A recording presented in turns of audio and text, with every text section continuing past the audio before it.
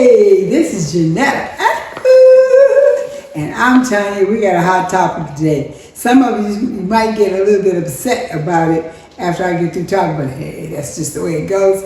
And I'm talking about African unity in the community, and that's what we need.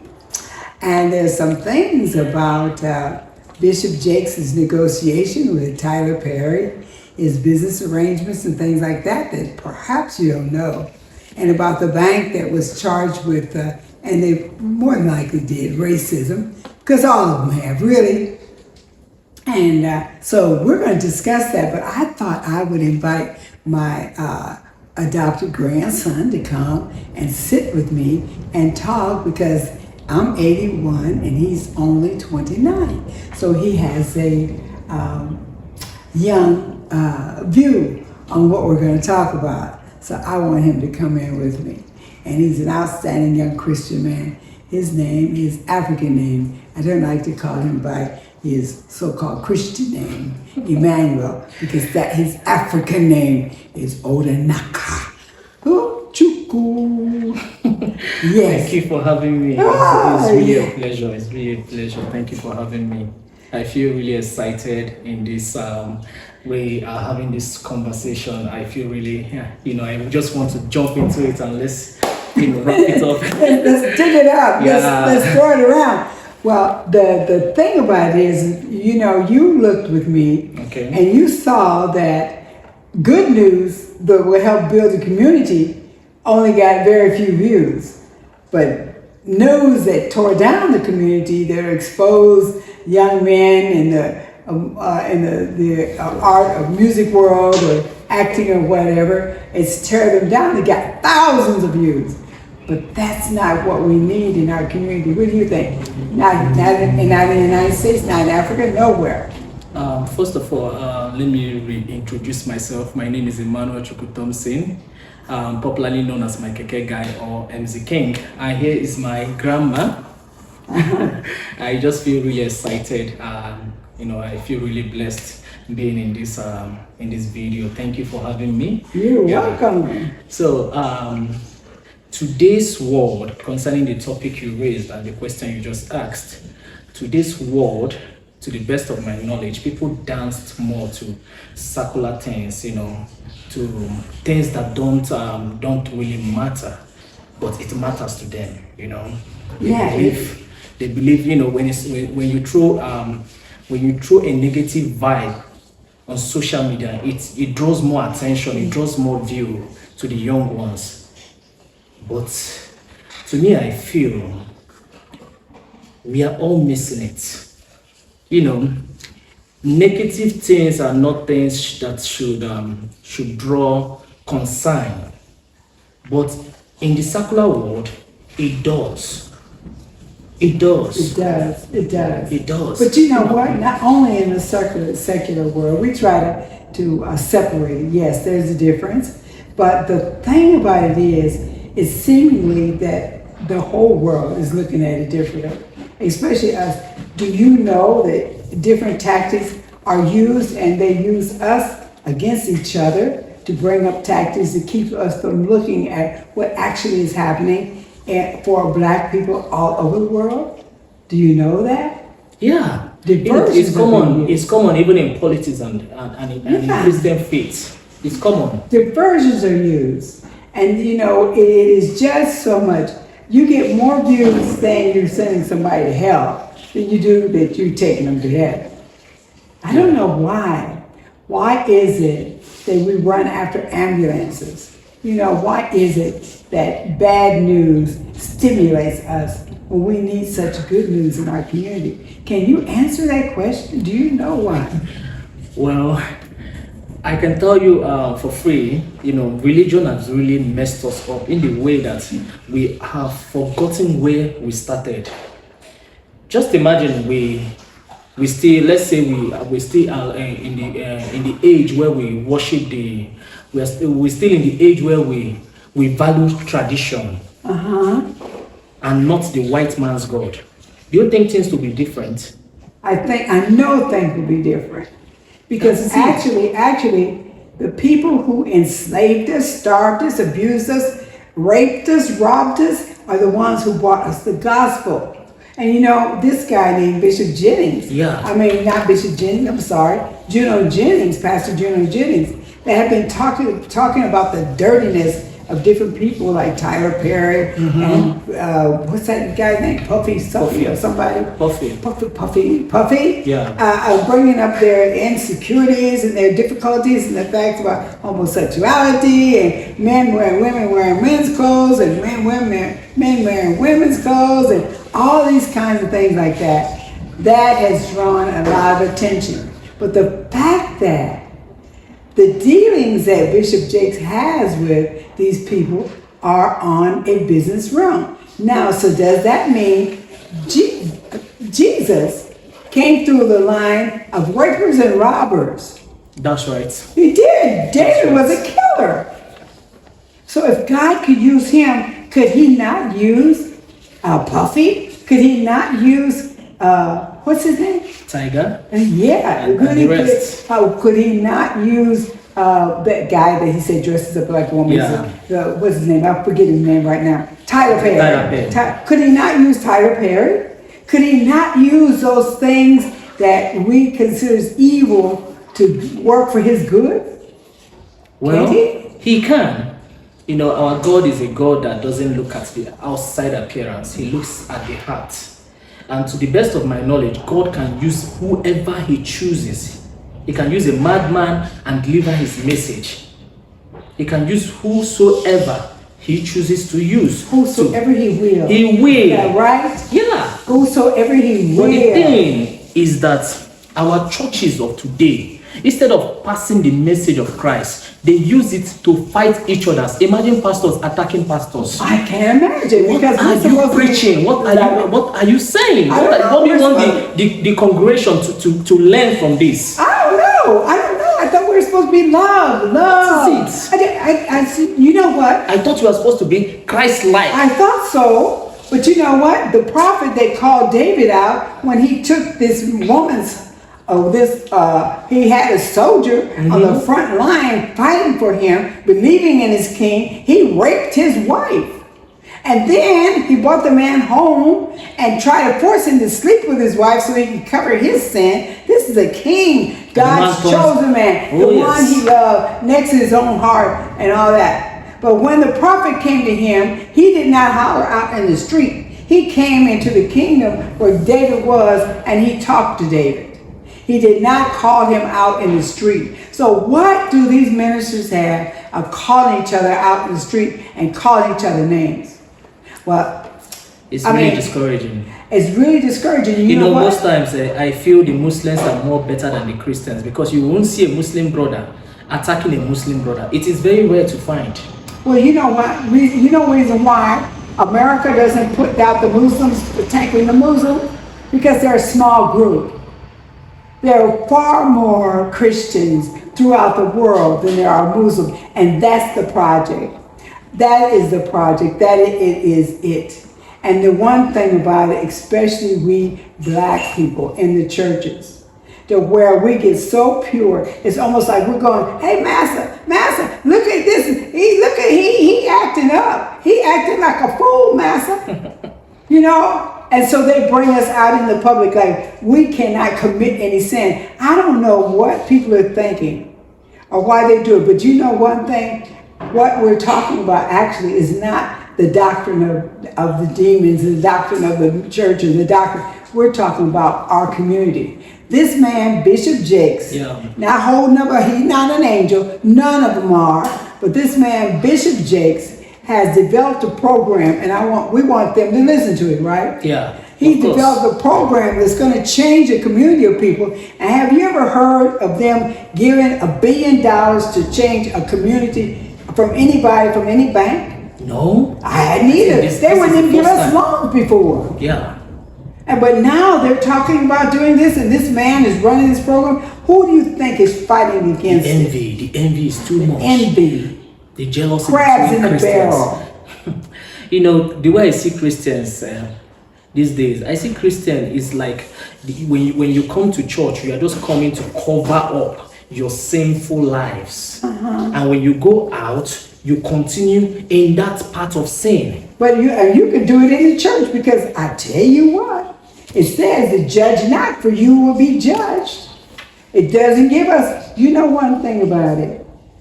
I don't have a right to beat you. I don't have a right to destroy you. I don't have a heaven or a hell to put you in, and neither does anyone else. Of course. It is all up to our Creator. It does not, we are not given the authority to do this to each other. So what makes us think that we get so holy in church, that we're next to God, that we can say who's going to heaven and who's going to hell? It is not us to judge. But regardless to that discussion, let's look at this video so they can see what we're upset about. This is something that's going to do to change the community, to change it. And we're fighting with each other, and over here on the side, they're saying, well, throwing it away because it's all mixed up in a lot of controversy and junk and hearsay, say, and that's attacking the black people that have money to bring them down. So they're actually using us as a tool against each other, and we got Christ inside of us. That's right. Instead of them coming together to support his vision. And support his vision, and you know what? You're supposed to cover the brother. You know what? All that stuff they told me from the time I was a child all the way to the adult, they don't even walk it. They don't even walk it. They're making big churches out of this junk. They're fighting prosperity ministry. We were in a poverty ministry. I didn't hear anybody jump up in the pulpit and discuss how bad it was to keep us in a poverty mentality. But now all of a sudden, it's not godly. Now all of a sudden, we need to bring each other down. It's really unbelievable. It's unbelievable, but let's look at this, okay? In 2023, with a desire to create more black homeowners, he announced he was developing a community of mixed-income housing and retail facilities on 95 acres of land next to Tyler Perry Studios in Atlanta. While some applauded him for his desire to create affordable housing, some online users gave him a bombastic side-eye. But come to find out, Bishop Jakes wasn't funding the project entirely himself. Wells Fargo stepped up and committed up to $1 billion to fund the development in a 10-year partnership with the bishop. Thank you. Yeah. One of the covenants that we have in TD Jakes Rev, which is TD Jakes Real Estate Ventures, is the eradication of money lenders, pay loan lenders, liquor stores, greasy food places, giving us healthier options, creating biking trails, ways that we can extend our lives and have access to mixed income housing, mixed use, mixed income housing is some of the things that we are tackling through TDJ Rev. So while it is different from the foundation, they work together quite well, because then the foundation provides wraparound services for low-income people to provide financial literacy and to inspire their children. And each organization, though distinct from one from the other, they collaborate well together. And I think it is in the nest of the TD Jakes Foundation, the TD Jakes Real Estate Ventures, as well as TD Jakes Enterprises, which has existed longer than the Potter's House, producing films and books and information and content for social impact. It is in that nestled cradle of those parameters that Wells Fargo and I entered into a relationship to disseminate information. And quite frankly, Jabari, for years we have had people making decisions about us without us. And often, even when well-meaning, it has been to our detriment. To have a collaborative effort where somebody is on ground level zero with the people that you're trying to help, or you propose to help, you purport to help, is very important, because our voice earns us a seat at the table to represent a demographic that is underserved, overlooked, and often denied. Although he might have good intentions, some think it all boils down to the bishop's desire to line his pocketbook with more cash. One person on an online forum wrote, "If his parishioners had left their tithes in their pockets in the first place, instead of forking over millions to this fool so he can buy multi-million-dollar homes, jet planes, and Rolls Royces, maybe they could afford to own houses." Period, Pooh. Boom. Now that you've listened to that video, now that you see what Bishop Jakes was trying to do, and they talk about Wells Fargo Bank that's offering $1 billion along with all the other funding that was coming in, but they want to pull Wells Fargo Bank out because they had a class action suit. Do you know how many class action suits that we have had? I don't understand. You're African. You're from Nigeria. Okay. You from Nigeria, but based on Diddy, I'm supposed to be 52%. Okay. Now, in Nigeria, do they do the same thing? Well, the way I see Christianities and churches is almost everywhere. It's everywhere. It's everywhere. But the thing about it is, my major concern and pain is, why do pastors attack each other? Why is it that we don't support each other's growth? It baffles me. It really baffles me. Now, concerning his business, just think about it. He has a very good plan for the society. Yes. His plans and everything is for the welfare of everybody. Now, Bishop, they forgot that he has books that he has sold out. Not only books. Not just books alone. And they are all attacking him, all out of jealousy. Envy. Well, when I went to visit his church, I didn't see him hold a gun at anybody that went to those tables and bought books, tapes, videos, this and that. You know what? Is it, I'm going to ask you, is it someplace in the Bible that says the preacher has to be poor? No. Okay, I was just thought I'd ask that. In fact, I think he should be an example of wealth. I think he should be an example of prosperity. Of course. If he's a leader, he should be an example. He shouldn't be an example of poverty-stricken. He should not be an example of that. And then when you deal business, don't you have to deal with business in the world? You can't just go around asking people, "Are you a Christian? Then I can do business with you. Are you a Christian? Then I can do business with you." Do you do that to the doctor? Those doctors, most of the doctors we see don't even believe in God, but we take pills from them, don't we? Of course we do. Yeah, well, we do. We say, hey. We get them to operate and take stuff out of our body. We do everything. We put our confidence, our life in their hand, and we don't know where they come from or what they practice, if they wear dresses or what they do. Or how the drugs was even made. We don't even care because we're sick. We want to get healed. We want somebody to take whenever we have a problem and give us a pill for it. And we don't care where he come from or what he's been doing. Now, preach on that, brother. Okay, now let's listen to these women, this woman gossiping about the thing. I'm so tired of folks gossiping and carrying on. And he did that. And he took money from poor people and he did all that. Well, honey, there's more than poor people going to church. Because you can look at his church and you can see ain't a whole bunch of poor people going up in there. That's and right. He has been the success of many people, Bishop Jakes has. Of course. Now, that guy, what was his name? Juno Jennings. Yeah. Now that pastor, the thing about it is, it's not that I don't like Juno Jennings. It's not that I have any dislike for him. But I'm going to ask you this.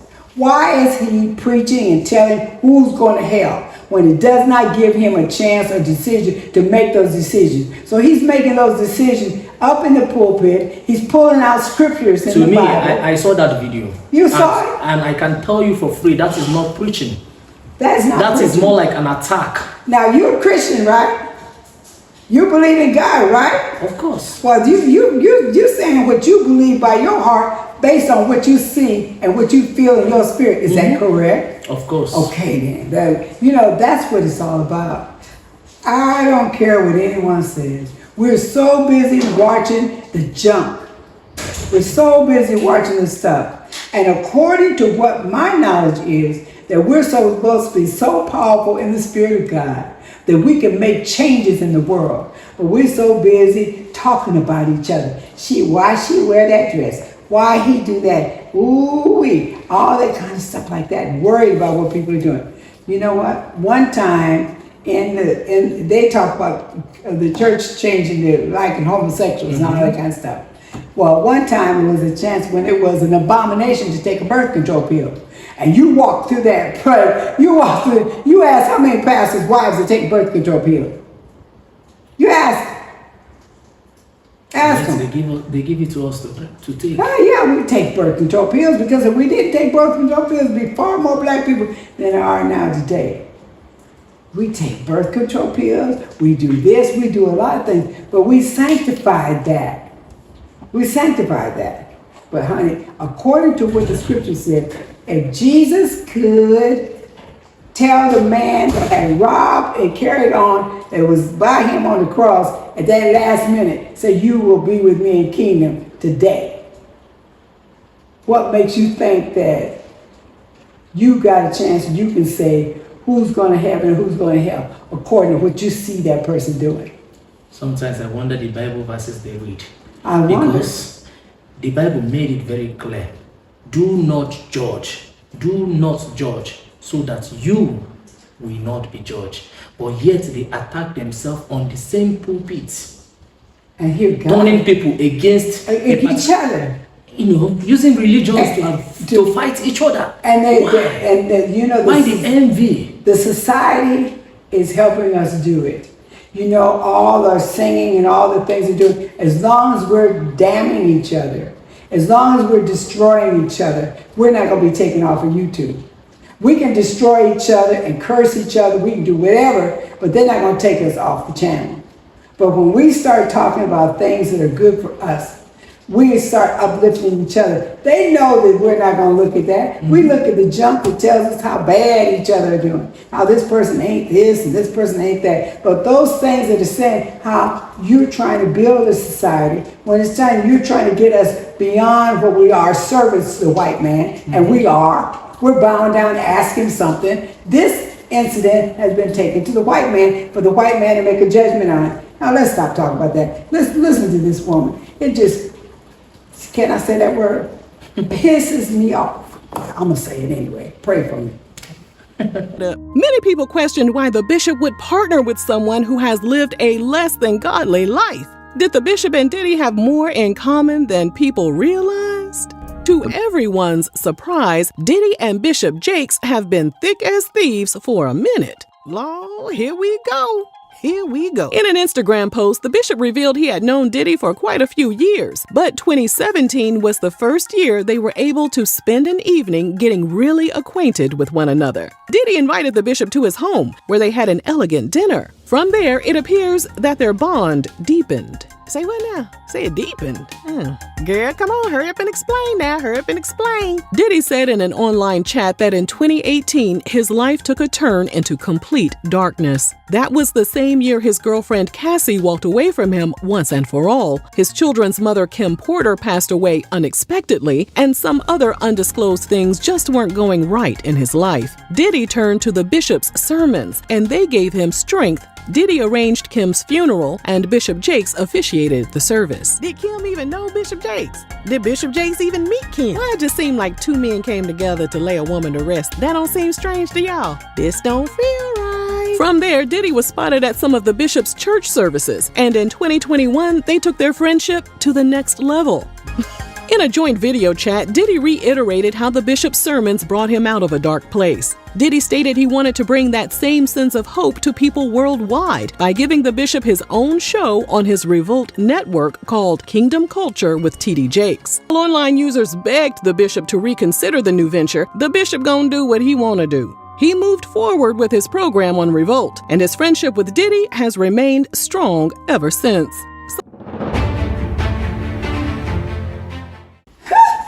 This has been a hot topic, I'm telling you. I'm telling you, it's been a hot topic, but it's been boiling down in me, and I think you got kind of touched with it because we listened to that video several times. Of course, we did. Trying to figure it out, pull it apart together. No. We're going to close on this, but we have to do this again. But funny enough, okay.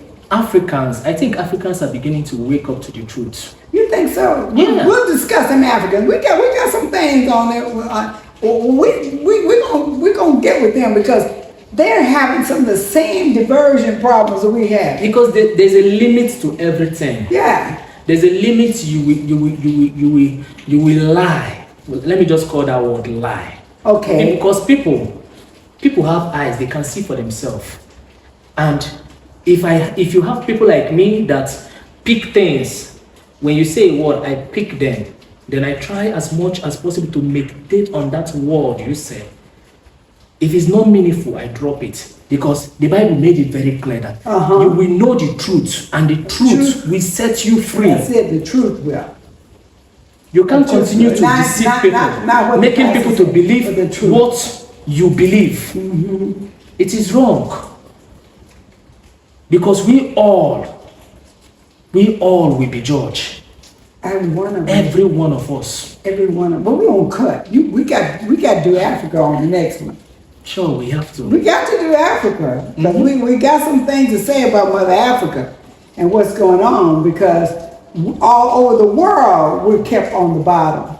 All over the world has been taught that we are cursed with the curse of Noah, because his son looked back and saw him naked. So that's why we got kinky hair. And we got black skin and big lips, and we're supposed to serve the rest of the world. That was the gospel that was being preached throughout the world. And even to Africa. They are scared of us. They are scared of us. Because we are the firstborn of nations. Put that in your pipe and smoke it. I'll see you next time.